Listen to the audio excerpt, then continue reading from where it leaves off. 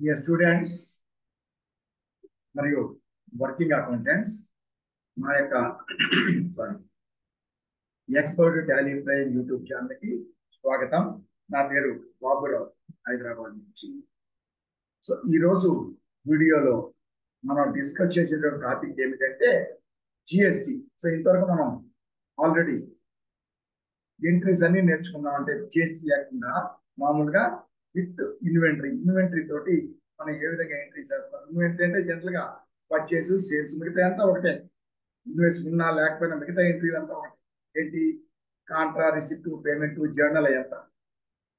Purchase, sales, తర్వాత returns, purchase returns, sales returns అంటే debit note, credit note, ఇవి మాత్రమే తేడా ఉంటుంది. అది మాత్రమే వేరే. ఏంటి? ఇన్వెంటరీ ఉన్నట్లయితే.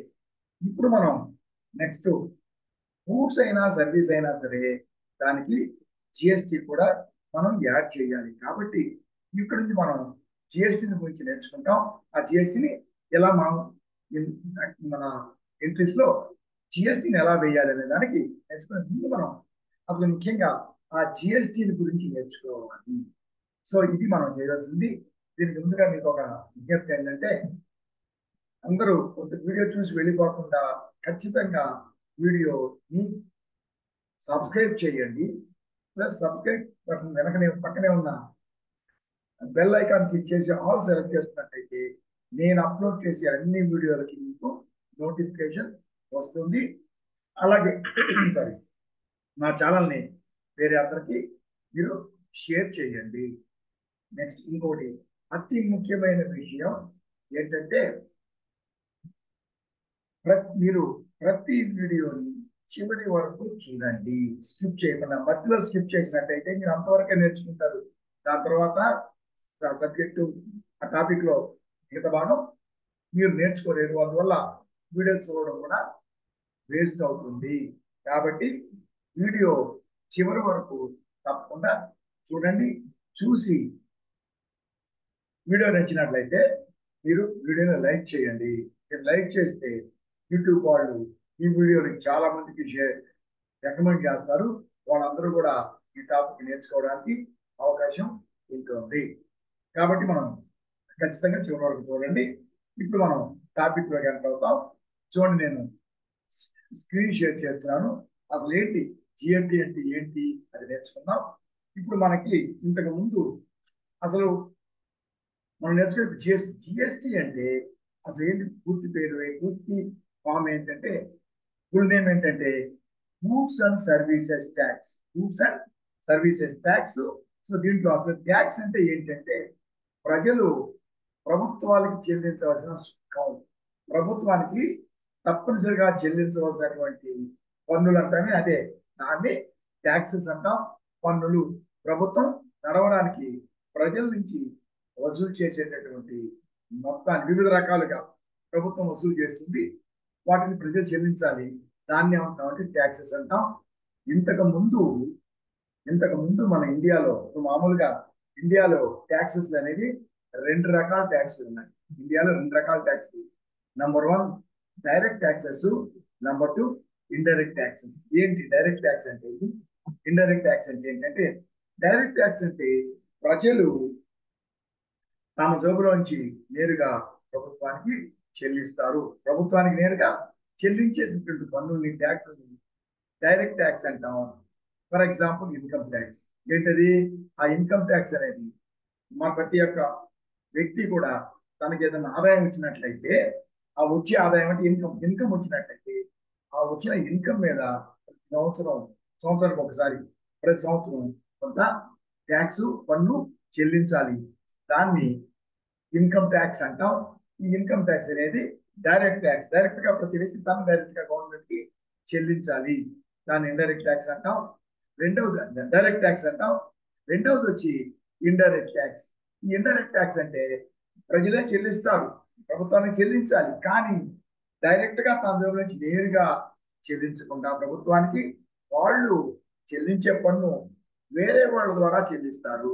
వాళ్ళు డైరెక్ట్ గా చెల్లించరు. వాళ్ళు చెల్లించే పన్నే వేరే వాళ్ళ ద్వారా చెల్లిస్తారు. దీన్ని ఇండైరెక్ట్ ట్యాక్స్ అంటాం. ఉదాహరణకి గూడ్స్ అండ్ సర్వీసెస్ ట్యాక్స్ అంటే ఎవరైనా సరే గూడ్స్ కానీ ఏదైనా సర్వీసెస్ కానీ పర్చేజ్ చేసినట్లయితే, సర్వీస్ ఏంది పర్చేజ్ అంటే సర్వీసెస్ బయట వ్యక్తి నుంచి సర్వీసెస్ కన్నా పొందినట్లయితే దాన్నే పర్చేజ్ ఆఫ్ సర్వీస్ అంటాం. సో గూడ్స్ అండ్ సర్వీసెస్ ని మనం పర్చేజ్ చేసినట్లయితే దాని మీద ఈ గూడ్స్ అండ్ సర్వీసెస్ ట్యాక్స్ అనే ట్యాక్స్ మనం పే చేస్తాము. పే చేస్తే అది మనం నేరుగా ప్రభుత్వానికి పే చేయం. ఎవరి దగ్గర అయితే మనం పర్చేజ్ చేసినామో దాంట్లో ఆ గూడ్స్ లేదా సర్వీసెస్ యొక్క వాల్యూ, దాని యొక్క వాల్యూ ప్లస్ దాని మీద ట్యాక్స్ ఎంత లెక్కగట్టి ఆ ట్యాక్స్ కలిపి మొత్తం మనం ఆ సెల్లర్ మనకి ఎవరైతే గూడ్స్ సర్వీస్ అమ్మారో వాళ్ళకి పే చేస్తాము. అంటే మనకు వాడు బిల్ ఇస్తాడు, తర్వాత నేర్చుకుంటాం. బిల్ అంటాం మనం, ఇన్వాయిస్. ఆ బిల్ ఇస్తే ఆ బిల్లో గూడ్స్ లేదా సర్వీస్ యొక్క విలువ ఎంత, దాని మీద ఈ ట్యాక్స్ ఏంటి జిఎస్టి అనేటటువంటి ట్యాక్స్ ఎంత వేసి మనకి ఇన్వాయిస్ అంటాం. అదే బిల్ ఇస్తే దాంట్లో మొత్తాన్ని మనం అతనికే చెల్లిస్తాము. అతనికి చెల్లిస్తే ఆ గూడ్స్ లేదా సర్వీస్ యొక్క విలువ ఉంటే ఆ వాల్యూని అతను ఉంచుకుంటాడు. అది అతను పెట్టుకొని మనం కట్టిన ట్యాక్స్ ఉంది కదా, ఆ ట్యాక్స్ మన పేరుతో మనం కట్టే గవర్నమెంట్కి మనం కడుతున్నాం.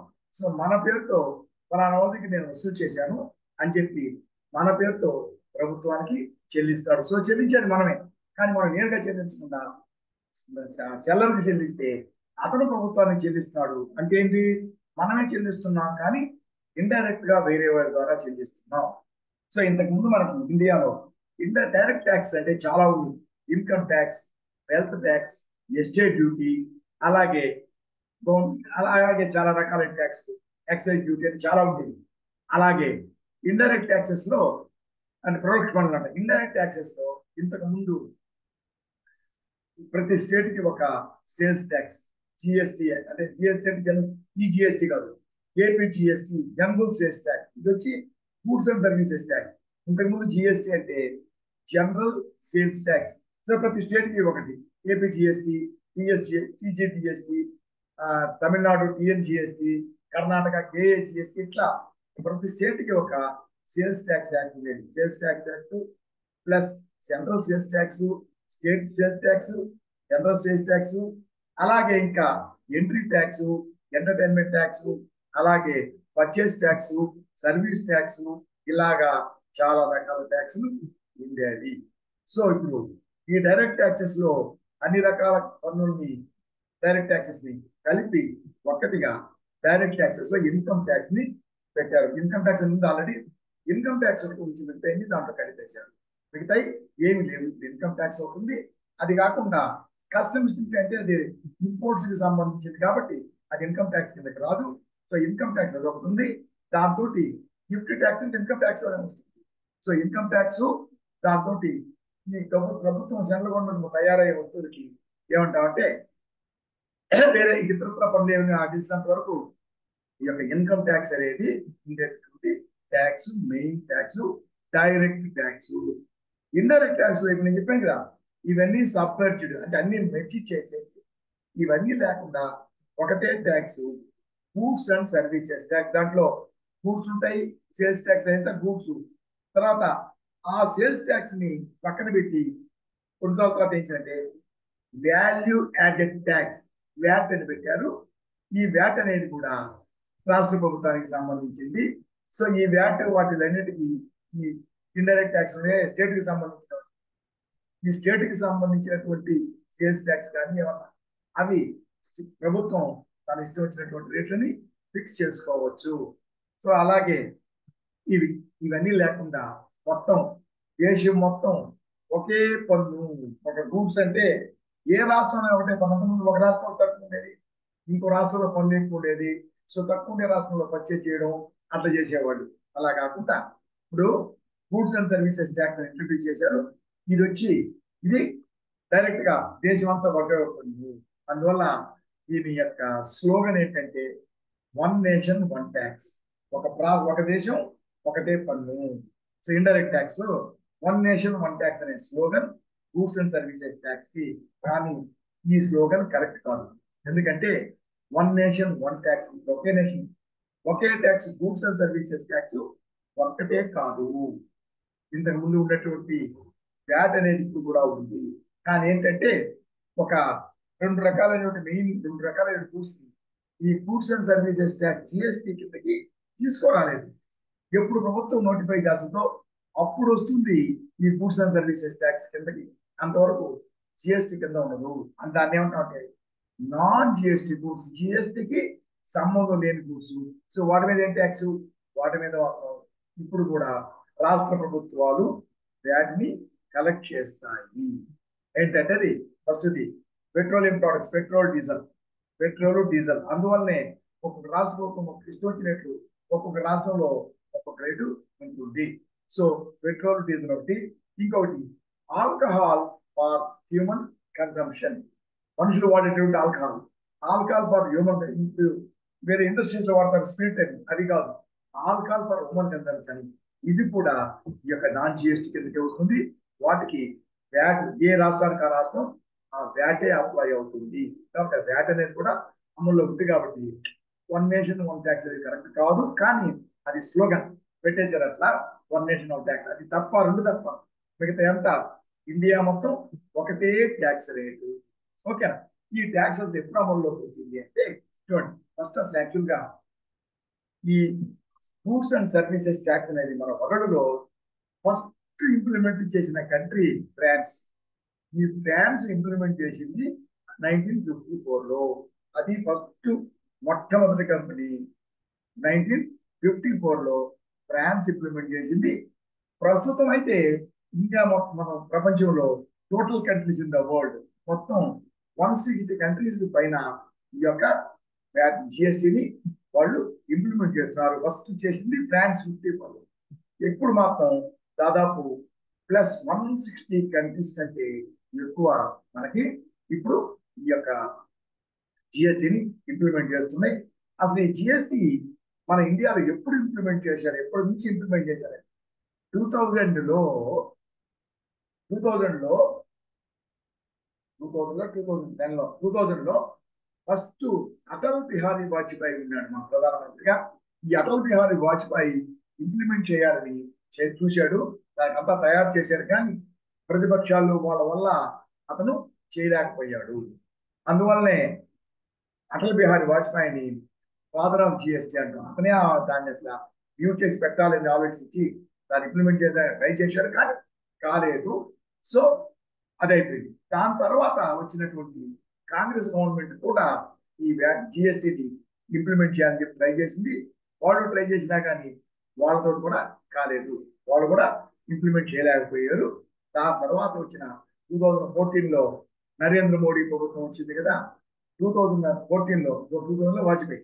సో 2014లో నరేంద్ర మోడీ వచ్చిన తర్వాత గట్టిగా పట్టుబట్టి ఈ జిఎస్టీ యాక్ట్ ని తయారు చేసి 2017లో నుంచి అతను ఇంప్లిమెంట్ చేశాడు.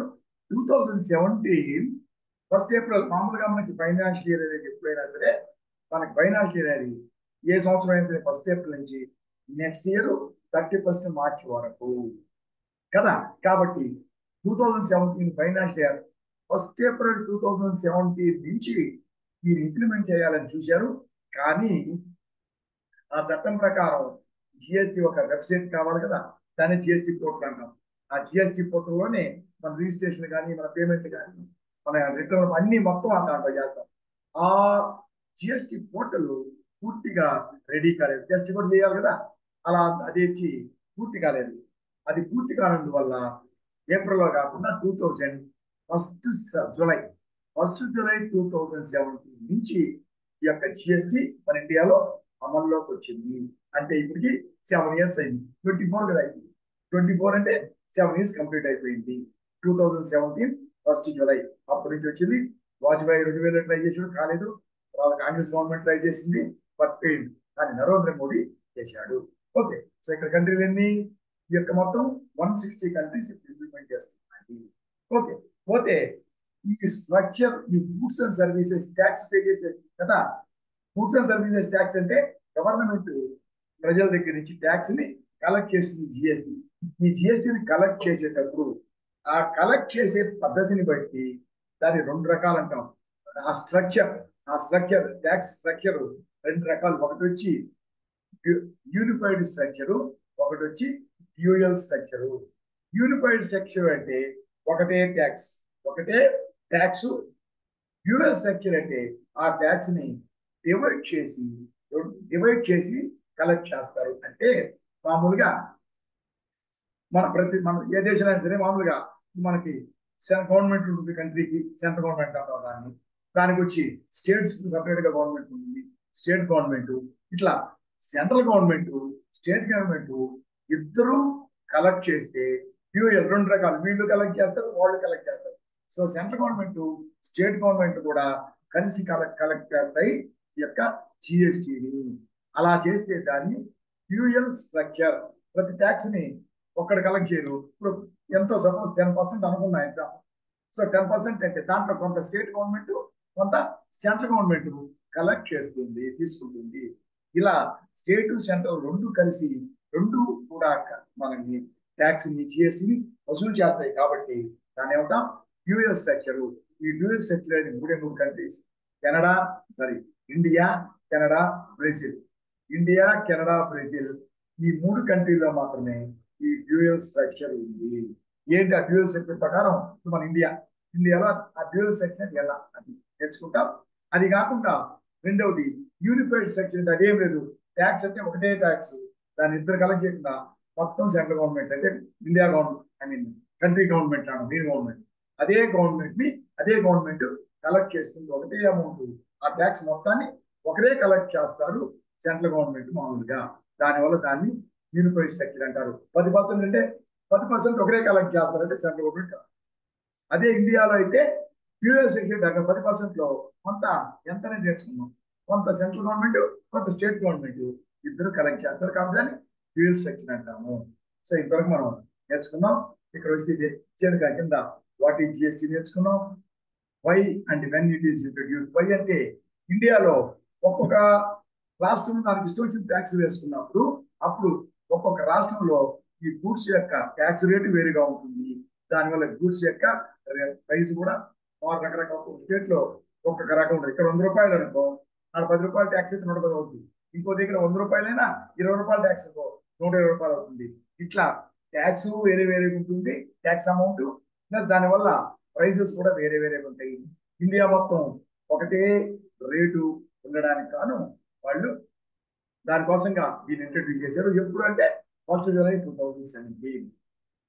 ఇది పోతే దీంట్లో ఇక్కడ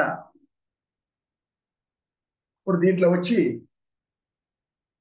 ఏంటి దీనికి సంబంధించి అంటే ఇప్పుడు మనం ఈ GST act, goods and services tax act, ఈ జిఎస్టి అనేది అమల్లోకి వచ్చిన తర్వాత ప్రతి ఒక్కరు వ్యాపారం చేసేవాళ్ళు వ్యాపారం అంటే గూడ్సే కాదు, గూడ్స్ కానీ సర్వీస్ కానీ, అదే పేరు గూడ్స్ అండ్ సర్వీసెస్.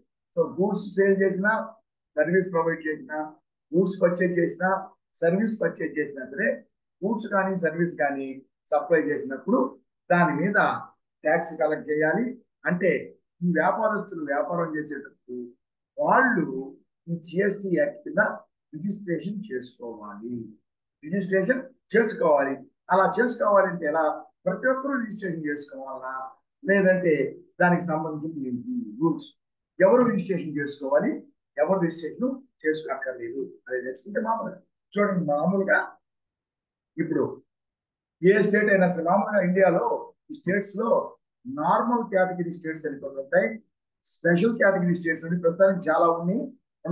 వాటిలో ఈ 4 మాత్రమే మిజోరం, మణిపూర్, నాగాలాండ్, త్రిపుర.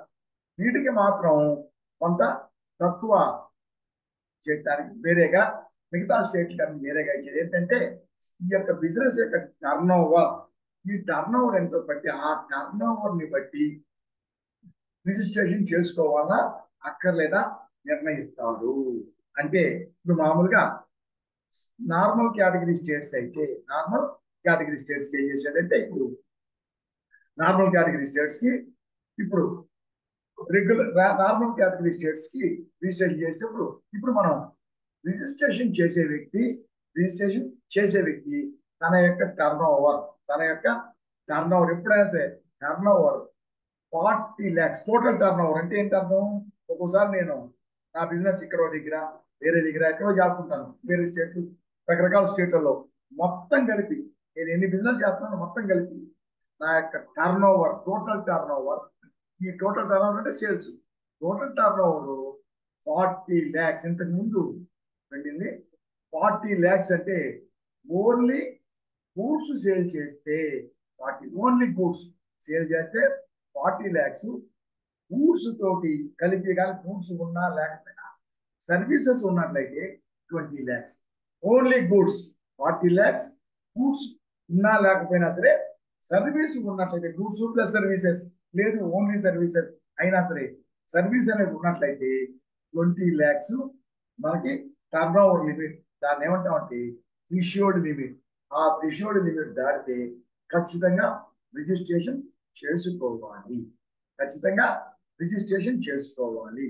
సో ఈ రిజిస్ట్రేషన్ చేసుకునేటప్పుడు ఈ రిజిస్ట్రేషన్ లో 2 స్కీములు ఉన్నాయి. రిజిస్ట్రేషన్ చేసుకోవడానికి ఆ రిజిస్ట్రేషన్ లో 2 స్కీములు ఉన్నాయి. ఏంటంటే 2 స్కీములు, రిజిస్ట్రేషన్ లో 2 స్కీములు. ఒకటి రెగ్యులర్, ఒకటి రెగ్యులర్, 2 కాంపోజిషన్. రెగ్యులర్ అంటే అందరికి వర్తిస్తుంది, ఇదే 40 lakhs, ఇది అందరికి. కాంపోజిషన్ అయితే ఏంటంటే ఈ కాంపోజిషన్ అనే స్కీమ్ ని ఎవరు తీసుకోవచ్చు అంటే వాళ్ళు ఈ 40 lakhs, ఈ 20 lakhs కాదు, వాళ్ళకి మాత్రం 1.5 crore పడిందే చిన్న వ్యాపారస్తుల కోసం. అది చిన్న వ్యాపారస్తుల కోసం ఈ స్కీము. కానీ 40 lakhs దాటితే వీళ్ళు రిజిస్ట్రేషన్ చేసుకోవాలి, అంతే కదా. ఇప్పుడు 1.5 crore దాటకపోతే వీళ్ళు కాంపోజిషన్ రిజిస్ట్రేషన్ చేసుకోవాలి. సో ఎలా రిజిస్ట్రేషన్ చేసుకున్నా 40 lakhs దాటింది కదా.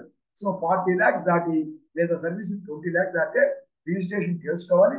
ఆ చేసుకునేటప్పుడు మన టర్న్ ఓవర్ 1.5 crore దాటదనుకుంటే 40 lakhs దాటి రిజిస్ట్రేషన్ చేయాలి. ఆ చేసేటప్పుడు మన టర్న్ ఓవర్ 1.5 crore దాటదు అని అనుకుంటే కాంపోజిషన్ అనే స్కీమ్ కింద మనం రిజిస్ట్రేషన్ చేయొచ్చు. అదేంటి చెప్తాను. అలా కాదు, మన బిజినెస్ చాలా ఉంటుంది అనుకోండి, అలాంటప్పుడు ఈ స్కీమ్ వర్తించదు. అప్పుడు ఏమంటాం, రెగ్యులర్ స్కీమ్ అంటాం. సో ఈ 2 రిజిస్టర్ చేసుకునేటప్పుడే మన ఈ 1.5 crore కంటే తక్కువ ఉంటుంది మన టర్న్ ఓవర్ ప్రతి సంవత్సరానికంటే కాంపోజిషన్ స్కీమ్ కింద రిజిస్టర్ చేసుకుంటాం. అలా కాకుండా చాలా బిజినెస్ ఉండేటట్లయితే అప్పుడు మనం రెగ్యులర్ స్కీమ్ కింద చేసుకుంటాం. ఎవరైనా సరే 40 lakhs దాటితే గూడ్స్, 20 lakhs దాటితే సర్వీసెస్ ఖచ్చితంగా రిజిస్టర్ చేసుకోవాలి. ఆ చేసుకునేటప్పుడు 2 స్కీములు, రెగ్యులర్ స్కీమ్, మనం చాలా బిజినెస్ అవుతుంది, మనకి చాలా పెద్ద పెద్ద కాస్ట్లీ గూడ్స్, సో మనకి ఎక్కువ బిజినెస్ ఉంటుందంటే అప్పుడు రెగ్యులర్ స్కీమ్ చేసుకోవాలి. లేకపోతే మన 1.5 crore దాటుదంటే కాంపోజిషన్ స్కీమ్ అంటే చిన్న వ్యాపారస్తుల కోసం. వీళ్ళు తర్వాత నేర్చుకుంటాం. ఇటువంటి బుక్స్ మెయింటైన్ చేసే అవసరం లేదు. ఈ ట్యాక్స్ కలెక్ట్ చేసి అన్ని కూడా దానికి సంబంధించిన రూల్సే సపరేట్ గా ఉంటాయి. అది చిన్న వ్యాపారస్తుల కోసం 1.5 crore per annum సంవత్సరానికి దాటకుండా ఉండేటట్టయితే ఈ స్కీమ్ ని వాళ్ళు తీసుకోవచ్చు. చిన్న వ్యాపారస్తులకి చాలా సింపుల్. ఇది తర్వాత నేర్చుకుంటాం. సో మామూలుగా మనం చేసేదంతా ఇక్కడ అందరూ చేస్తారే, ఇదంతా రెగ్యులర్. కానీ రెగ్యులర్ అయినా కాంపోజిషన్ రిజిస్టర్డ్. సో ఈ 40 lakhs దాటలేదు, 20 lakhs దాటలేదు, అప్పుడు మనం రిజిస్ట్రేషన్ చేసుకోవాల్సిన అవసరం ఉండదు. సో ఇలా మనం రిజిస్ట్రేషన్ చేసుకుంటే వాడిని ఏమంటాం, రిజిస్టర్డ్ డీలర్ అంటాం. రిజిస్టర్డ్ డీలర్లోనే 2 ఏంటి, రెగ్యులర్ స్కీమ్ అయితే రెగ్యులర్ డీలర్, కాంపోజిషన్ స్కీమ్ అయితే కాంపోజిషన్ డీలర్. దానికి యాక్చువల్గా డీలర్ అని ఉండదు చట్టంలో. ట్యాక్సిబుల్ పర్సన్, ట్యాక్స్ పేయబుల్, అదే ఏంటంటే రెగ్యులర్ ట్యాక్స్ పేయర్ అంటాం, కాంపోజిషన్ ట్యాక్స్ పేయర్ అంటాం, మనం డీలర్ అన్నాం. So regular dealer, composition dealer. Regular dealer అంటే లిమిట్ గూడ్స్ కి ఎటువంటి లిమిట్ ఉండదు సేల్స్ కి. కాంపోజిషన్ ఇది 1.5 crore దాటకూడదు. మొత్తం మీద ఇద్దరు ఎవరైనా సరే 40 lakhs దాటితే రిజిస్ట్రేషన్ చేసుకోవాలి. 40, 20 చేసుకోవాలి. చేసేటప్పుడు ఎక్కువ బిజినెస్ అవుతుందంటే రెగ్యులర్, 1.5 crore దాటదనుకుంటే కాంపోజిషన్ కింద రిజిస్ట్రేషన్ చేసుకోవాలి. వీళ్ళిద్దరిని కూడా రిజిస్టర్డ్ డీలర్స్. 2 రకాలు, రెగ్యులర్, కాంపోజిషన్, ఇద్దరు రిజిస్టర్డ్. అలా కాకుండా మనం మన లిమిట్ దాటలేదు అనుకో, రిజిస్ట్రేషన్ చేసుకోం. రిజిస్ట్రేషన్ చేసుకోకపోతే అప్పుడు మనం ఏమంటాం, రిజిస్ట్రేషన్ లేదు, అప్పుడు ఏమంటాం అంటే అన్రిజిస్టర్డ్ డీలర్. సో రిజిస్ట్రేషన్ చేసుకున్నట్లయితే దానికి బుక్స్ ఆఫ్ అకౌంట్ మెయింటైన్ చేయడం, ప్లస్ దానికి సంబంధించి ట్యాక్స్ ని కలెక్ట్ చేయడం, గవర్నమెంట్ కట్టడం, జిఎస్టీ అంతా గవర్నమెంట్ కి కట్టాలి. అదే అన్రిజిస్టర్డ్ అంటే అసలు రిజిస్ట్రేషన్ లేదు, 40 lakhs దాటలేదు కాబట్టి. రిజిస్ట్రేషన్ లేదు కాబట్టి అతనికి ట్యాక్స్ కి సంబంధించిన కంప్లైంట్స్ ఏమీ ఉండవు. సరేనా? వీళ్ళంతా ఏం చేయాలంటే ఒక నిర్ణీత పీరియడ్, ఫస్ట్ రెగ్యులర్ అయితే ప్రతి నెల, కాంపోజిషన్ అయితే 3 నెలలకి. వాళ్ళకి ఏం చేయాలంటే మనం కాంపోజిషన్ అయితే మనం ఏం చేయాలంటే వాళ్ళకి మన గవర్నమెంట్ కి మన యొక్క బిజినెస్ గురించి తెలియవచ్చి ఎంత ట్యాక్స్ మనం కట్టాలో చూసి అంత ట్యాక్స్ గవర్నమెంట్ ని కట్టాలి. అట్లా మనం అలా సబ్మిట్ చేయాలి వాళ్ళకి స్టేట్మెంట్. దాన్నే రిటర్న్ అంటాం. సో రిటర్న్లు మనం ఫైల్ చేయాలి. ఏంటి ఆ రిటర్న్లు, ఎలా ఫైల్ చేయాలి, ఏమేమి రిటర్న్ ఫైల్ కావాలని just starting. So registered dealer అంటే ఇది దాటినట్లయితే లిమిట్ వాడు రిజిస్ట్రేషన్ చేసుకోవాలి. చేసేటప్పుడు బిజినెస్ ని బట్టి regular schema, composition schema select చేసుకుంటాడు. ఈ లిమిట్ దాటకపోతే రిజిస్ట్రేషన్ చేసుకోవాల్సిన అవసరం లేదు. ఓకేనా? ఇప్పుడు ఇప్పుడు ఈ లిమిట్ దాటలేదు, మన రిజిస్ట్రేషన్ అవసరం లేదు, రిజిస్ట్రేషన్ చేసుకోవాలి అన్రిజిస్టర్డ్. కానీ ఈ యొక్క లిమిట్ దాటకపోయినా కొన్ని సందర్భాల్లో ఖచ్చితంగా రిజిస్ట్రేషన్ చేసుకోవాలి. అంటే మనం ఈ యొక్క రెగ్యులర్ పర్సన్ ఉండే ట్యాక్సిబుల్ పర్సన్, ఈ రెగ్యులర్ పర్సన్ ఆ గూడ్స్ ని పక్క స్టేట్, వేరే స్టేట్ కి దేనికైనా అమ్మాలంటే మాత్రం కుదరదు. అట్లా చేసుకోవాలంటే మాత్రం ఖచ్చితంగా 40 lakhs దాటకపోయినా ఖచ్చితంగా రిజిస్ట్రేషన్ చేసుకోవాలి. వాళ్ళు కానీ ఈ యొక్క ఐస్ క్రీములు ఇటువంటి వాళ్ళు, టొబాకో ప్రోడక్ట్స్, ఫ్రై యాష్, ఇటుకలు తయారు చేసేవాళ్ళు, వీళ్ళందరూ 40 lakhs దాటకపోయినా సరే కంపల్సరీ రిజిస్ట్రేషన్ చేసుకోవాలి. మిగతా వాళ్ళు 40 దాటి చేసుకో అవసరం లేదు. కానీ కంపల్సరీ వాళ్ళు కాకుండా మామూలుగా వ్యక్తులు 40 lakhs దాటకపోతే రిజిస్ట్రేషన్ చేసుకో అవసరం లేదని చెప్పాను కదా, వాళ్ళు అవసరం లేకపోయినా వాలంటరీగా నేను రిజిస్ట్రేషన్ చేసుకుంటాను, గవర్నమెంట్ ట్యాక్స్ కడతాను అని చెప్పి రిజిస్ట్రేషన్ వాలంటరీగా చేసుకోవచ్చు. దాన్ని ఏమంటామంటే వాలంటరీ రిజిస్ట్రేషన్. ఇది కంపల్సరీ రిజిస్ట్రేషన్. ఇది మ్యాండేటరీ రిజిస్ట్రేషన్ అంటాము. మ్యాండేటరీ అంటే లిమిట్ దాటితే, థ్రెషోల్డ్ లిమిట్ దాటితే రిజిస్ట్రేషన్ చేసుకోవాలి. మ్యాండేటరీ రిజిస్ట్రేషన్ లేదు, నాకై నేనే అయినా కానీ నేను లిమిట్ దాటకపోయినా నేను రిజిస్ట్రేషన్ చేసుకుంటాను అన్నట్లయితే దాన్ని వాలంటరీ రిజిస్ట్రేషన్ అంటాం. కొన్ని చట్టంలో వాళ్ళు లిమిట్ దాటకపోయినా రిజిస్ట్రేషన్ చేసుకోవాలి. చెప్పాను కదా కొన్ని ఎగ్జాంపుల్స్. అది ఈ విధంగా ఇదంతా ఏంటిది? Normal category states. Special category అంటే ఈ 4 ప్రస్తుతానికి, ఇంకా చాలా ఉన్నాయి. ఇంకొన్ని normal category, special category states ఇవి కాకుండా హిమాచల్ ప్రదేశ్, తర్వాత అరుణాచల్ ప్రదేశ్, అలా కొన్ని ఉన్నాయి. కొన్ని అస్సాం, అది కూడా స్పెషల్ కేటగిరీ స్టేట్సే. కానీ వాటిని ఈ మధ్య తొలగించి ఈ regular normal category states category కిందకే మార్చేశారు. ఈ 4 మాత్రమే ఉన్నాయి. ఈ స్పెషల్ కేటగిరీ స్టేట్స్ అయితే ఈ లిమిట్ ఎంత అంటే 40-20 కదా. ఇక్కడ గూడ్స్ ఉంటే ఇక్కడ 40, గూడ్స్ ఇలా సర్వీస్ ఉంటే 20, ఇక్కడ గూడ్స్ అయితే 20, లేదంటే గూడ్స్ అయితే 20, సర్వీస్ ఉంటే 10. అంటే దీనికి సగం 40-20ని 20-10 చేశారు. ఏంటి? Special category states. అలాగే దీంట్లో కాంపోజిషన్ డీలర్ ఉన్నారు కదా, 1.5 crore. దీంట్లో కాంపోజిషన్ డీలర్ అయితే 75,000, సారీ 75 lakhs, 75 lakh, 1000 కాదు, 75 lakhs.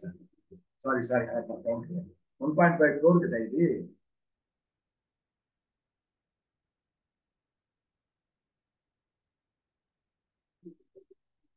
40 lakhs, 20 lakhs. దీనికి వచ్చి కాంపోజిషన్ డీలర్ కి ఇది కాంపోజిషన్ డీలర్ వచ్చి 75,000 ఇచ్చినారు. 75,000 కాదు, 7.5 lakhs. సారీ 7.5 కూడా కాదు. 1.5 crore అంటే 75 lakhs అవుతుంది. కానీ 40 lakhs ఇక్కడ 20 lakhs అంటే కాంపోజిషన్ డీలర్ అంటే 75,000 నేను మళ్ళీ చూసి చెప్తాను. 75,000. So 75,000 voluntary return without reserve limit. ఏదైనా సరే రెండిట్లో రిజర్వ్ లిమిట్ దాటపోయినా మనం వాలంటరీగా చేసుకోవచ్చు. ఓకే, ఇది జిఎస్టికి సంబంధించింది. ఒకసారి చూసుకోండి, చదువుకోండి. అలాగే మీరు వీడియో చూసేటప్పుడు పాజ్ చేసుకుని ఒకసారి చూడండి. అది అయిపోయింది. ఇంతవరకు అయిపోయింది. ఇప్పుడు మనం ఈ విధంగా రిజిస్ట్రేషన్ చేసుకుంటాం. లిమిట్ దాటింది, రిజిస్ట్రేషన్ చేసుకున్నాం. సో రెగ్యులర్ అయినా సరే కాంపోజిషన్ రిజిస్ట్రేషన్ చేసుకుంటాం, లేదంటే రిజిస్ట్రేషన్ చేసుకుంటాం. సరేనా? స్పెషల్ కేటగిరీ అయినా ఇలా రిజిస్ట్రేషన్ చేసుకున్నట్లయితే వాళ్ళు ఎవరు? GST department. దాన్ని ఏమంటే జిఎస్టి నెట్వర్క్ అన్నమాట. ఆ జిఎస్టి నెట్వర్క్ జిఎస్టి డిపార్ట్మెంట్ వాళ్ళు ఏం చేస్తారంటే మనకి మనకి వాళ్ళు ఒక జిఎస్టి నంబర్ ఇస్తారు. ఈ జిఎస్టిని మామూలుగా ఇక్కడ చూడండి, income tax number, direct tax. Income tax ని దాన్ని అమలు చేసేది ఎవరంటే ఇండియాలో సిబిడిటి అంటాం. అంటే central board of direct taxes. ఏమంటాం? సిబిడిటి.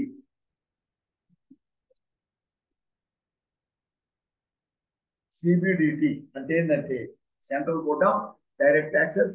అదే దీంట్లో అయితే దీన్ని ఏమంటామంటే దీన్ని వచ్చి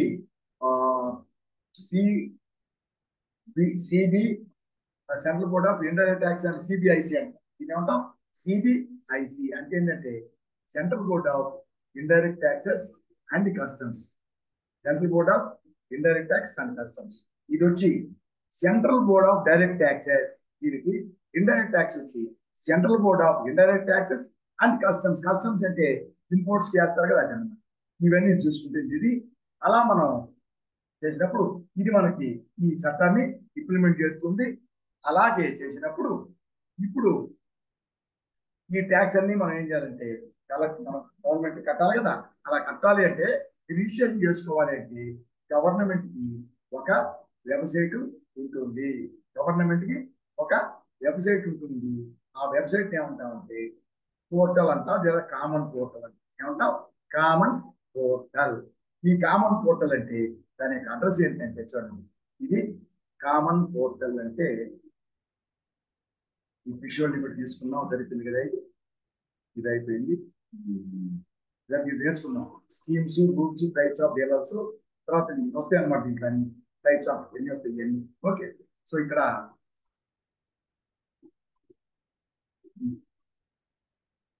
దీంట్లో కామన్ పోర్టల్ అంటాం. Common portal. కామన్ పోర్టల్ అంటే ఈ యొక్క జిఎస్టికి సంబంధించిన పోర్టల్ ఏంటంటే www.gst.gov.in. gst.gov.in. ఇది వచ్చి కామన్ పోర్టల్. కామన్ పోర్టల్ ఇది. ఈ పోర్టల్లోనే మనం రిజిస్ట్రేషన్ చేసుకోవాలి కదా. రిజిస్ట్రేషన్ దాంట్లో చేసుకోవాలి. మిగతా వర్క్ మొత్తం ఈ జిఎస్టికి సంబంధించిన వర్క్ మొత్తం మనం ఆ జిఎస్టి పోర్టల్లో చెయ్యాలి. ఓకేనా? అలా మనం రిజిస్ట్రేషన్ చేస్తే ఆ పోర్టల్లో రిజిస్ట్రేషన్, దాంట్లో స్కీమ్స్ ఏదైనా సరే ఏంటి, ఏ స్కీమ్ రెగ్యులర్ అయినా కాంపోజిషన్ అయినా ఏదైనా సరే ఆ స్కీమ్ ని దీంట్లో మనం చేసుకోవాలి. టైప్స్ ఆఫ్ డీలర్స్ చేసుకున్నప్పుడు వాళ్ళు ఏం చేస్తారంటే మనకి ఒక నంబర్ ఇస్తారు. సో రిజిస్ట్రేషన్ చేసేటప్పుడు ఖచ్చితంగా ప్రతి ఒక్కరు పాన్ కార్డ్ ని సబ్మిట్ చేయాలి. అంటే ఈ రిజిస్ట్రేషన్, జిఎస్టి రిజిస్ట్రేషన్ అది పాన్ బేస్డ్. అంటే పాన్ కార్డ్ ఆధారంగా రిజిస్ట్రేషన్ చేస్తారు. కాబట్టి ఖచ్చితంగా పాన్ కార్డ్ సబ్మిట్ చేయాలి. వాటి వాళ్ళు ఇచ్చే రిజిస్ట్రేషన్ నంబర్ లో ఖచ్చితంగా ఆ పాన్ కార్డు నంబర్ కూడా యాడ్ చేస్తారు. అంటే రిజిస్ట్రేషన్ అనేది జిఎస్టి రిజిస్టర్ పాన్ బేస్డ్. ఇండియాలో ఎన్ని స్టేట్లలో మనం బిజినెస్ ఉంది, ఎన్ని స్టేట్లలో రిజిస్ట్రేషన్ చేసుకున్నా మన బిజినెస్ కి సంబంధించిన లేదా పాన్ కార్డ్ ని సబ్మిట్ చేయాలి. కాబట్టి ఎన్ని రిజిస్ట్రేషన్ ఉన్నాయో మనకి, ఎన్ని దగ్గర మనం రిజిస్ట్రేషన్ చేస్తాం, ఎన్ని స్టేట్లో రిజిస్ట్రేషన్ చేస్తాం, ప్రతి రిజిస్ట్రేషన్ లో కూడా అదే కంపెనీ అయితే ఒకే కంపెనీ పేరుతో ఎన్ని రిజిస్ట్రేషన్ చేసినా సరే అలాగే ఒకే మేనేజ్మెంట్ కింద రిజిస్ట్రేషన్ చేసినట్లయితే అప్పుడు అక్కడ ఈ పాన్ కార్డు ఖచ్చితంగా ఇవ్వాలి. ఆ ప్యాన్ మీద వాళ్ళు రిజిస్ట్రేషన్ చేస్తారు. కాబట్టి దీని చేసి రిజిస్ట్రేషన్ అనేది ప్యాన్ బేస్డ్. వాళ్ళు ఇస్తాడు రిజిస్ట్రేషన్ నంబరు. ఆ రిజిస్ట్రేషన్ నంబర్ని జిఎస్టిఐఎన్ అండి. జిఎస్టిఐఎన్ అంటాం. అంటే GST identification number. GST identification number. ఈ జిఎస్టి ఐడెంటిఫికేషన్ నంబర్ అనేది మొత్తం 15 డిజిట్స్ ఉంటాయి. గ్యాప్ ఏముండదు. చెప్పేదానికి పెట్టాను, ఎటువంటి స్పేసెస్ లేకుండా మొత్తం 15 డిజిట్స్ ఉంటుంది. దాంట్లో ఫస్ట్ ది 2 డిజిట్స్ వచ్చి న్యూమరికల్ నంబర్స్. ఆ నంబర్స్ ఏంటంటే state code. So first Jammu Kashmir 01 అక్కడి నుంచి స్టార్ట్ చేసి లాస్ట్ స్టేట్ వచ్చి ఆంధ్రప్రదేశ్ 37, 35 వరకు ఉంది. ఆంధ్రప్రదేశ్ కంబైన్డ్ గవర్నమెంట్ 28 ఉంది నంబరు, స్టేట్ కోడ్. దాన్ని క్యాన్సిల్ చేసేది, తీసేసి 2 డివైడ్ అయింది కదా, తెలంగాణ ఆంధ్ర. సో 35 తర్వాత 36 తెలంగాణకి ఇచ్చారు, 37 ఆంధ్రప్రదేశ్. గుర్తుపెట్టుకోండి, స్టేట్ కోడ్ 36 ఆ తెలంగాణ, 37 మనకు కావాలంటే దీంట్లోకి వెళ్ళి మనం గూగుల్లోకి వెళ్ళి గూగుల్ సెర్చ్ ఉంది, దీంట్లో స్టేట్ కోడ్స్ ఫర్ జిఎస్టీ అని కొట్టామంటే మొత్తం లిస్ట్ వచ్చేస్తుంది. చూడండి, ఇక్కడ మొత్తం లిస్ట్ ఇక్కడ తీసుకుంటే మొత్తం లిస్ట్ వచ్చేస్తుంది. చూడండి, మొత్తం స్టేట్ లిస్ట్ ఈ విధంగా వచ్చేస్తాయి. మనం ఆ విధంగా మనం నేర్చుకోవచ్చు. దాంట్లో మనకు చెప్తారు కొంచెం. తెలంగాణ 36, ఆంధ్రప్రదేశ్ 37, దానికి ముందు 32 కేరళ, 33 తమిళనాడు, 29 29 వచ్చి కర్ణాటక, 27 వచ్చి మహారాష్ట్ర. ఇది మనకు అవసరమని. ఢిల్లీ వచ్చి 07, తర్వాత మధ్యప్రదేశ్ వచ్చి 09 ఉంది. సరే, ఇట్లా ఉండేవి అనమాట ఇది. సో ఈ విధంగా మనం నంబర్ తీసుకుంటాం. ఈ నంబర్లో మొత్తం ఫస్ట్ 2 డిజిట్స్ వచ్చి ఏమంటాం, state code. First 2 digits state code, తర్వాత 10 డిజిట్స్ మన యొక్క pan card number. Pan card number 12 digits ఉంటుంది, 10 డిజిట్స్ ఉంటుంది. కానీ next 10 digits pan card number. ఈ పాన్ కార్డ్ లో ఫస్ట్ 5 ఆల్ఫాబెట్స్ ఉంటాయి, 5 ఆల్ఫాబెట్స్, తర్వాత 4 న్యూమరిక్స్ అంటే నంబర్స్, మళ్ళీ ఒక ఆల్ఫాబెట్ ఉంటుంది. ఏంటంటే దీంట్లో లాస్ట్ దానికి ముందు అంటే 4వ ఆల్ఫాబెట్ ఈ పాన్ కార్డు హోల్డర్ యొక్క స్టేటస్. ఎవరు, వ్యక్తి అంటే ఇండివిజువలా అంటే పర్సన్. ఇండివిజువల్ అంటే పర్సన్ అంటే ఇండివిజువల్ కావచ్చు. ప్రొప్రైటరీ కన్సర్న్ అంటే పర్సన్ యొక్క ప్రొప్రైటరీ యొక్క నంబరే బిజినెస్ నంబర్ కూడా. కాబట్టి పి అంటే పర్సన్. అలాగే పార్ట్నర్షిప్ ఫామ్ అయితే ఎఫ్ అని ఉంటుంది, కంపెనీ అయితే సి అని ఉంటుంది, అసోసియేషన్ ఆఫ్ పర్సన్స్ అయితే ఏ అని ఉంటుంది, కోఆపరేటివ్ కంపెనీ అయితే సి అని ఉంటుంది, కోఆపరేటివ్ సొసైటీ ఎస్ అని ఉంటుంది, సొసైటీ. ఈ విధంగా అది యొక్క మన స్టేటస్, ఈ యొక్క పాన్ కార్డు హోల్డర్ యొక్క స్టేటస్ ఏంటి, దాన్ని బట్టి మనం దాంట్లో ఏంటి జిఎస్టీలో కూడా మనం ట్యాక్సెస్ కలెక్ట్ చేయాలి. అది దాని తర్వాత ఇది వచ్చి నంబర్స్ 4 ఉంటాయి, ఎందుకే వేసాను 1 2 3 4. తర్వాత ఈ లాస్ట్ 5వది వచ్చి 4వది వచ్చి స్టేటస్. 5వది వచ్చి మన పేరులో కంపెనీ కానీ ఏదైనా మన పేరులో ఏదైనా సరే ఒక లెటర్ ని తీసుకుంటారు. అలాగే లాస్ట్ లో కూడా మన పేరులోనే ఇంకో లెటర్. ఈ 2 మన పేరులో లెటర్స్. ఇది వచ్చి 4వది వచ్చి మన స్టేటస్, దాని ముందే ర్యాండమ్, ఈ నంబర్లో ర్యాండమ్. దీని తర్వాత ఇది 2 10 12 అయినాయి, ఇంకా 5 నంబర్లు ఉన్నాయి. దాని తర్వాత పాన్ కార్డు తర్వాత అక్కడ న్యూమరిక్ ఉంటుంది నంబర్. దాన్ని ఏమంటామంటే ఈ నంబర్ 1 చూసారు చూడండి, 15 డిజిట్స్ స్టేట్ కోడ్స్ 2, ఎన్ పాన్ కార్డు. దాని తర్వాత ఒకటి కాదు ఉండేది, అక్కడ ఎన్ని అని ఉండొచ్చు. ఇక్కడ ఉండేటటువంటి నంబర్, ఇక్కడ నంబర్ ఉంటుంది, దాన్ని ఏమంటామంటే ఎంటిటీ కోడ్. ఎంటిటీ అంటే ఆర్గనైజేషన్ కోడ్ అంటే ఏంటంటే అది ఏం లేదు, నంబర్ ఆఫ్ రిజిస్ట్రేషన్, ఎన్ని రిజిస్ట్రేషన్ చేశాం ఈ పాన్ కార్డు బేసిస్ తో. మనకి ప్రపంచ వరల్డ్ కాదు, మన కంట్రీలో ఎక్కడ రిజిస్ట్రేషన్, ఏ స్టేట్ లో రిజిస్ట్రేషన్ చేసినా మనం పాన్ కార్డు సబ్మిట్ చేయాలి. సో ఇదే పాన్ కార్డు తోటి ఎన్ని దగ్గర రిజిస్ట్రేషన్ చేస్తే ఆ రిజిస్ట్రేషన్ నంబర్స్ ఇక్కడ సపోజ్ మన స్టేట్ లో ఒక్కటే ఉంది 1, మన స్టేట్ లో ఉంది, తమిళనాడు ఉంది, ఆంధ్రప్రదేశ్ ఎన్ని రిజిస్ట్రేషన్ ఉంటుంది, కానీ ఇక్కడ 2 ఉంటుంది. ఇట్లా ఎన్ని ఈ పాన్ ఆధారంతో ఎన్ని స్టేట్లలో రిజిస్ట్రేషన్ చేస్తున్నామో ఇక్కడ అంత నంబర్ ఉంటుంది. అన్ని స్టేట్లకి అతని యొక్క నంబర్ మొత్తంలో ఈ ఎంటిటీ కోడ్ 2 ఉంటుంది. అన్ని స్టేట్లలో ఉంటే మన దాంట్లో 2 ఉంటుంది, వేరే స్టేట్ కూడా 2 ఉంటుంది. అది వచ్చి నంబర్ ఆఫ్ రిజిస్ట్రేషన్స్. దాని తర్వాత 5 వచ్చి దీని ఏమంటామంటే డిఫాల్ట్ డిజిట్ అంటాం. దాని తర్వాత ఇది ఒకటే కోడ్, 2 కాదు, ఒకటే ఉంటుంది. అంటే నంబర్ ఉండొచ్చు, ఆల్ఫాబెట్ ఉండొచ్చు, ఏదైనా ఉండొచ్చు. దీన్ని ఏమంటామంటే చెక్ సమ్ కోడ్. ఈ నంబర్ అనేది ఒక క్యాలిక్యులేషన్ ప్రకారం ఈ యొక్క 14 నంబర్లు, ఈ 14 నంబర్లకు సంబంధించి తీసుకోండి, దానికి కొంత క్యాలిక్యులేషన్ ఉంది. ఆ క్యాలిక్యులేషన్ ప్రకారం ఈ నంబర్ వస్తుంది. నంబర్ కానీ డిజిట్ కానీ, అంటే నంబర్ కానీ లేదంటే ఆల్ఫాబెట్ కానీ వస్తుంది. అది అంటే ఇదంతా ఆ నంబర్ ప్రకారం చూస్తే ఇదంతా క్యాల్కులేషన్ అయ్యి వచ్చింది కాబట్టి ఆ నంబరు ఈ నంబరు ఈ రిజిస్ట్రేషన్ నంబర్ కరెక్టా కదా, దీంట్లో ఏదైనా ఒకటి తప్పించామనుకో, సో క్యాల్కులేషన్ ప్రకారం తప్పు అవుతుంది కదా, కాబట్టి అది తప్పు అని చూపిస్తుంది అనమాట. కాబట్టి ఈ నంబరు చెక్ చేస్తుంది కరెక్టా కాదా, మిగతా 14 డిజిట్లు కరెక్టా కాదా చెక్ చేస్తుంది. కాబట్టి దీన్ని ఏమంటామంటే చెక్ సమ్ కోడ్. సరేనా, ఈ విధంగా మనం చేస్తాం. దీంట్లో ఇది ఇప్పటికి కూడా చాలా మందికి ఏమో చార్టెడ్ అకౌంటెంట్స్ కూడా తెలియదు. ఈ జడ్ అంటే చూడండి, ఈ నంబర్లు ఉన్నాయి కదా, సో ఇండియాలో మొత్తంలో రిజిస్టర్ చేస్తే ఏ 2 నంబర్లు ఒకటి ఉండవు కదా. ఏంటి, స్టేట్ కోడ్ వేరే ఉంటుంది, వేరే వాళ్ళది వేరే ఉంటుంది. ఏంటి, ఈ యొక్క పాన్ కార్డు. అలాగే నంబర్ ఆఫ్ రిజిస్ట్రేషన్ 2 ఉండొచ్చు, ఇంకొక 5 ఉండొచ్చు. అలాగే ఈ రిజిస్ట్రేషన్ నంబర్, ఈ యొక్క నంబర్ని బట్టి ఈ చెక్షన్ కోడ్ ఆటోమేటిక్ గా ఇది క్యాల్కులేట్ అయ్యి అక్కడికి ఆ నంబర్ వస్తుంది. ఇట్లుంటుందిగా. కానీ ఇండియా మొత్తంలో ఏ రిజిస్ట్రేషన్ తీసుకున్నా, మొత్తం ఏ స్టేట్ లో రిజిస్ట్రేషన్ తీసుకున్నా ప్రతి ఒక్కరికి జడ్ ఉంటుంది ఖచ్చితంగా.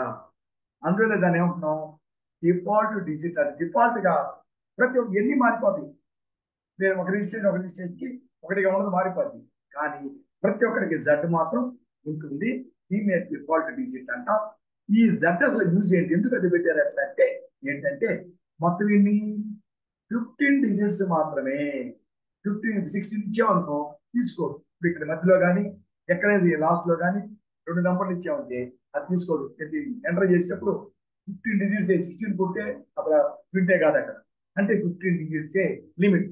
కాబట్టి 15 డిజిట్స్ అయినప్పుడు అలాంటప్పుడు మనం రిజిస్ట్రేషన్ చేస్తున్నాం. ఒక రిజిస్ట్రేషన్ ఒకటి, 9 రిజిస్ట్రేషన్ అని 9 చూపిస్తాం. సో 9 వరకు ఒకటే డిజిట్. కాబట్టి ఇక్కడ 1 2 3 4 ఎన్ని రిజిస్ట్రేషన్లు అయితే ఎన్ని స్టేట్ లో మనం రిజిస్ట్రేషన్ చేయాలో అన్ని రిజిస్ట్రేషన్లు. సో స్టేటస్ మేము ఏమంటాం, ఇది మనం ఎంటిటీ కోడ్ 9 అవుతుంది. సపోజ్ 9 దాటిందనుకో ఎంత, 10 నంబర్లు అయితే 10 రిజిస్ట్రేషన్లు అయితే అప్పుడు ఇక్కడ ఈ రిజిస్ట్రేషన్ నంబర్లు అది ఎంటిటీ కోడ్ 10 వేసామనుకో అప్పుడు ఏమవుతాయి, 16 డిజిట్స్ అవుతాయి. అప్పుడు 15 పోయి 16 డిజిట్స్ అవుతాయి.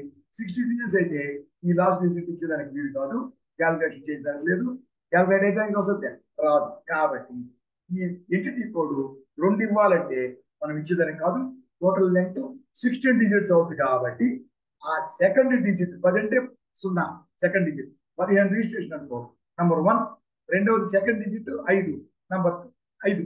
సో ఆ సెకండ్ డిజిట్ అనేది ఈ జడ్ ప్లేస్ కు జడ్ వెళ్ళిపోతుంది. జడ్ పోయేసి ఈ జడ్ ప్లేస్ కి ఆ రెండవ డిజిట్ వస్తుంది. దానికోసం చాలా మంది ఉండొచ్చు, ప్రతి స్టేట్ లో బ్రాంచ్ ఉండొచ్చు. అలాంటప్పుడు వాళ్ళకి ఎన్ని స్టేట్లు ఉంటాయి మొత్తం మన ఇండియాలో, అన్ని చాలా స్టేట్లు ఉన్నప్పుడు ఒక 9 దాటిందంటే 10 నుంచి ఆ టెకన్ డిజిట్ ఈ జడ్ ప్లేస్ కి వస్తుంది. దానికోసం అందరికి జడ్ అనేది డిఫాల్ట్ గా పెట్టారు. అది లేకపోతే 9 దాటిందంటే 10 అంటే మనం 10 కొట్టే తీసుకోదు కదా. అందువల్ల దానికోసం ఈ జడ్ అనేది డిఫాల్ట్ డిజిట్ అందరికీ ఉంటుంది. ఎవరైతే ఎక్కువ రిజిస్ట్రేషన్ చేస్తే ఆ సెకండ్ డిజిట్ ఈ ప్లేస్కి వస్తుంది. ఇది అయిపోయిందా. సరిపోతే దీని తర్వాత నెక్స్ట్ చెప్పేసి ఆపేస్తాం. నెక్స్ట్ కొంత వచ్చి రేపు స్టార్ట్ చేస్తాం. ఓకే, సో ఇంతవరకు చేసేసి పని చేస్తాం. ఈ రోజు ఇప్పుడు ఇంతవరకు నేర్చుకున్నాం కదా. ఇంకా నెక్స్ట్ ఇప్పుడు ఏంటంటే ఇప్పుడు జిఎస్టీ గురించి మొత్తం నేర్చుకున్నాం, రిజిస్ట్రేషన్ నంబరు అన్ని గురించి నేర్చుకున్నాం. దీని తర్వాత ఇంకా ఈ జిఎస్టీలో ఎన్ని రకాలు ఉన్నాయి, అలాగే ఆ జిఎస్టీని మనం ఎలా ఛార్జ్ చేయాలంటే మనం సప్లై ఎలా చేస్తాం అంటే సేల్స్ పర్చేజెస్ ఎక్కడ సేల్ చేస్తాం పర్చేజ్ చేస్తాం దాని గురించి నేర్చుకోవాలి. నేర్చుకుంటే దాని ప్రకారం మనం ట్యాక్స్ అనేది అంత కూడా కాదు, మనం ఎక్కడ అమ్ముతున్నాం, మనం ఎక్కడ అమ్ముతూ ఉన్నాం, ఎవరికి అమ్ముతూ ఉన్నాం, మనం రిజిస్టర్ చేసుకుని అమ్ముతున్నాం, అవతల వ్యక్తి కూడా రిజిస్ట్రేషన్ చేసుకోవచ్చు చేసుకోకపోవచ్చు. అలా ఎవరికి అమ్ముతున్నాం, అలా ఎక్కడ అమ్ముతున్నాం, మన స్టేట్లో అమ్ముతున్నావా వేరే స్టేట్లో అమ్ముతున్నావా, ఇట్లా ఈ విధంగా మనం అమ్మే ప్రదేశం ప్లస్ మనం అమ్మేటటువంటి వ్యక్తి, మనం అమ్మేటైతే కొన్న వ్యక్తి అంటారు, మనం అమ్మేటైతే అసలు కొన్న వ్యక్తి, మనం అమ్మేటటువంటి వ్యక్తి ప్లస్ ఈ గూడ్స్ కి ట్యాక్స్ రేట్ ఉంటుంది కదా, ట్యాక్స్ రేట్ చేసుకున్నాం, ట్యాక్స్ రేట్ ఉంటుంది, స్లాబ్ అంటాం, ఆ స్లాబ్ ఉంటుంది. ఈ స్లాబ్ ప్రకారం ట్యాక్స్ కలెక్ట్ చేస్తాం. కొన్ని గూడ్స్ కి ట్యాక్స్ ఉంటుంది జిఎస్టీ, అది ఓకే, కొన్నిటికి జిఎస్టీ ఉండకపోవచ్చు. ఇప్పుడు చెప్పేది చూసారా, నాన్ జిఎస్టీ గూడ్స్ ఆల్కహాల్ ఉండే దానికి అసలు ఆ జిఎస్టీ కిందకే రాదు. సో జిఎస్టీ కిందకి వచ్చే వాటిలో కూడా మనకి కొన్నిటికి వచ్చి ట్యాక్స్ ఉండదు, కొన్నిటికి వచ్చి ఎగ్జామ్ట్, కొన్నిటికి వచ్చి ట్యాక్స్ ఉంటుంది అని రేట్స్ ఉన్నా, ట్యాక్స్ ఉంది అని రేటు స్లాబ్ రేట్లలో ఒక స్లాబ్ 0, ట్యాక్స్ ఉంది కానీ 0, అది ఒకటి అలా ఉంది. లేదు కొన్ని ఎగ్జామ్టెడ్, అసలు ట్యాక్స్ ఏ ఉండవు ఎప్పుడు, ఇలా ఎగ్జామ్టెడ్. కొన్నిటికి వచ్చి ఖచ్చితంగా ట్యాక్స్ ని మనం వేయాలి, ట్యాక్స్ ఉంటుంది. ఇలా ఇట్లా ఏ రకమైన గూడ్స్ ట్యాక్స్ ఉందా లేదా, ఏ రకమైన గూడ్స్ ఎక్కడ అమ్ముతున్నాం, ఎవరికి అమ్ముతున్నాం, వీటిని బట్టి మనం ట్యాక్స్ ని క్యాల్కులేట్ చేయాలి. ఆ రకాలు ఏంటి, ట్యాక్స్ లో ఎన్ని రకాలు ఉన్నాయి, ఎవరికి అమ్ముతున్నా, ఎవరికి అమ్మితే ఎలా కలెక్ట్ చేయాలి, అవే అన్ని తీసుకున్నాం. వాటిని మనం రేపు వీడియోలో చూస్తున్నాం. ఇది పెద్ద అయిపోతుంది. రేపు వీడియోలో దీన్నే తీసుకుంటా ఏంటి జిఎస్టీకి సంబంధించి, దాని తర్వాత ఎలా చేయాలి నేర్చుకుంటాం. ఓకే, ఎలా మనం ఎంట్రీలు వేయాలంటే, ఎలా మనం జిఎస్టీని ఎలా చూపాలి మన టాలీలో అని నేర్చుకుంటే, దాని ప్రకారం మనం ఎంట్రీలు వేస్తాం. సింపుల్, మనం పర్చేస్ సేల్స్ అన్ని నేర్చుకున్నాం కదా, అదే ఎంట్రీస్ మనం వేస్తాం, మొత్తం వేస్తాం, మళ్ళా వేస్తాం. దాంట్లో జిఎస్టీ ఉంటే ఆ జిఎస్టీని ఎంటర్ చేస్తాం. జిఎస్టీ లేదు, 0 లేదు, అసలు ఎగ్జామ్ట్ లేదు, అటువంటి వాటికి ట్యాక్స్, ట్యాక్స్ ఉండేవాటికి ట్యాక్స్ వేస్తాం. ఈ విధంగా మనం చేస్తున్నాం. దయచేసి జాగ్రత్తగా నేర్చుకోండి. మీకు అవసరమైతే వీడియోని పాస్ చేయండి, ఆపండి, చూడండి, ఒకసారి చూడండి ఆ నోట్స్. సో ఇద్దరు మాత్రం జాగ్రత్తగా నేర్చుకోండి, వీడియోని చివరి వరకు చూడండి. So wish all the best. రేపు వీడియోలో తెలుసుకుందాం.